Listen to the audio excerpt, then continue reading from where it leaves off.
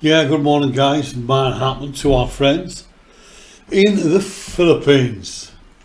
Guys, up on the screen, 4 years and never made a profit. 4 years, never has a budget. 4 years always needing help. 4 years and he begging con man. 4 years of failure. A foreigner farming and failing in the Philippines. Yes guys, in today's video, what I would like to do is a bit of a comparison.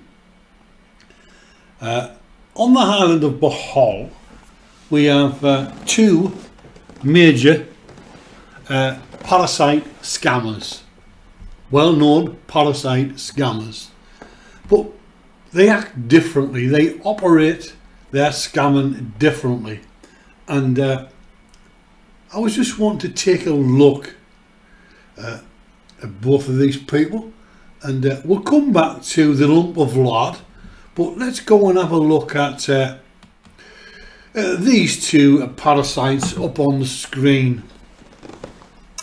Tintin and Lady Macbeth, ball scammers. Now, it's well documented that Bosshog was Tintin's protege. Oh, Tintin was Bosshog's mentor. He taught him everything he knew. But they operate on a different kind of level, to say. And Tintin and Lady Macbeth, they don't have a business as such. What they did is they preyed on the poor, the impoverished, the needy, the helpless. They poked their camera wherever they could get their camera. On the disabled, on the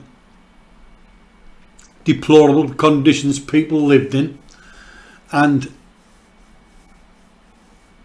they pulled on the heartstrings of their viewers. And their viewers sent donations. In fact, the donations flooded in. And of course, the sly old fox and Baldy skimmed off the top. When you arrive in the Philippines with $2,000 in your pocket, his words, not mine, and not a pot to piss in, and you end up with multiple vehicles, building multiple houses for family members, taking foreign holidays, then where does that money come from? And of course, it was proven that they were skimming off the top, and they always have done, and they continue to do to this day. Now, a lot of their subscribers were indoctrinated. They were sucked in and believed every word that came out of their scamming mouths. They used religion and the church to enhance their lifestyle. And of course, this went on for some time until they set up a charity, and of course the brakes were put on the charity because they weren't granted a solicitation permit to solicitate for donations. So they've abandoned the charity. Every video they make now goes onto their main channel. But some time ago, the penny dropped with their subscribers. Yes, the penny dropped when Tintin and Lady Macbeth, Lady Muck, they went out and they bought that Raptor. 2 million peso Raptor. And of course people realised then that they'd been conned they'd been scammed by these pair of parasites up on the screen. They realised that you don't get raptors for on holidays and swimming pools doing YouTube. It doesn't happen. Their channel at the moment is dying a death, as we all know. The recent typhoon, 200 videos plus. That proved again what parasites they were. And of course, compared to Bosshog, they have based all their scamming around the helpless, the needy, and a prey on the poor. The young girl who was in chains, Baby Faith Fund, Baby Faith Scam, which these two dipped into that fund. Bosshog's words, not mine. Bosshog told us all that Lady Macbeth was in possession of $7,000, which she used on the church, a driveway, and some tiles for their kitchen. So they have been involved in a lot of scams, but as I said, they prey on the poor. They do not have a business for profit and loss. They basically base their scamming on pulling on people's heartstrings. Probably the worst kind of scam. Now then, that's Tintin for you. Now, when we go back to Bosshog, the Bohovel parasite, 4 years, as we've established, never made a profit, and there's one pattern that keeps repeating itself over and over again. And why his subscribers and supporters have not twigged on, why they've not woke up, is beyond me. Subscribers from 4 years ago, the vast majority of them have woke up, did wake up, and realised what an absolute parasite he really is. And his pattern of behaviour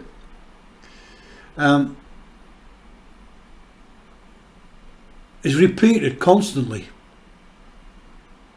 He will start a project or suggest a project. He will tell you how much that project's going to cost. He will tell you how much materials he needs to buy, but he'll never ever tell you he's made a profit. If anyone listening to this video, watching this video, can come with evidence where Bosshog has made a video outlining the profit he made on any of his projects, please bring it forward, because I don't know where it is. I have never seen that video. He has tried run the piggery. He done plenty of videos on the pigs, how much the feed cost, how much he was losing, how much it cost to set the piggery up, but he didn't tell us about any profit. That was never ever mentioned. Chickens. At one stage he had quite a few chickens in that coop, but never mentioned any profit he made. In fact, The chickens were that neglected that they stopped laying eggs. He stopped feeding them. Freely admitted on video that he stopped feeding the chickens. And then, of course, the tilapia. Yes, the tilapia. Never, as he told us, that he's made a profit. He did say he could make money at it, but he's never told us how much profit he's made. He will tell you how much it costs to set up a pond, how much it will cost to buy fingerlings, how much it will cost to buy feed, but he'll never tell you he's made any money. The shrimp was exactly the same. He told you how much it cost for materials, and materials were sent. Told you how much it cost to set up the shrimp project. But he never told you about the profit. Can you see where this is going? Is the penny dropping with you? He outlays all his projects, expenditure, but he never ever tells you how much he made. Milkfish. He never put a penny into it. I'm the person who will make it happen. Jason provided all the money. Did they make a profit? Of course they didn't. And even if they did, he's not going to tell you. After the typhoon, of course, well documented what he did there with the roof. He had 100,000 pesos stashed, his words, not mine, yet he still took donations. He didn't mention that before the donations came in. That slipped out after the donations came in. He had money for the roof, but he didn't tell his subscribers. And of course, because the donations were rolling in, he thought he would he'd push it a bit further. And he brought up the Carno's dream again. Let's push Carno's. He even went to the lengths of locating a property, he said. 6 weeks' time, 2 months ago, 6 weeks' time, the Carno's will be up and running, he said. It's never happened, and it's never happened for a reason. Because people are people are sussing him out. People are realising now that this person up on the screen is a total con man. He lays out all these projects, he sows a seed, but he doesn't have a budget. And he sits there waiting for people to send money. On a recent video, the fish won't be getting fed tonight, he said, because I've got no feed. This is someone who said he takes care of his livestock and his breeding stock. But the pattern over the last 4 years is the same pattern that's been repeated over and over again. Don't have a budget, but here's the idea. Don't have any money, but please can you help me? I will make money if you invest in me. And many people have walked away after investing in this parasite. And many people have invested and they've never seen a result to this day.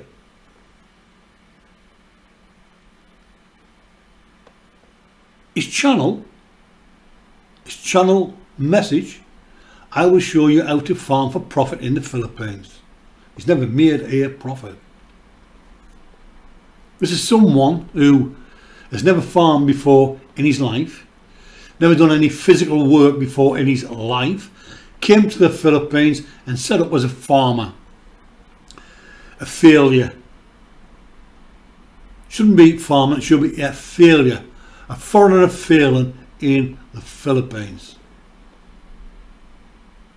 Now, if all you people, all you supporters out there are so indoctrinated, so sucked into this channel, A Foreigner Farming in the Philippines, step back, count your losses, count what you have sent to this parasite, and hand on heart, tell me where you've seen a result. Tell me where this man has made a profit. And then tell me why he's not able to support himself after 4 years. If you're a success at farming, if you're a success at YouTube, you do not need donations. You should be putting out content that is showing how successful you are. The content you put out, Brian, is of your failures, and you're begging for support, financial support. You are a parasite.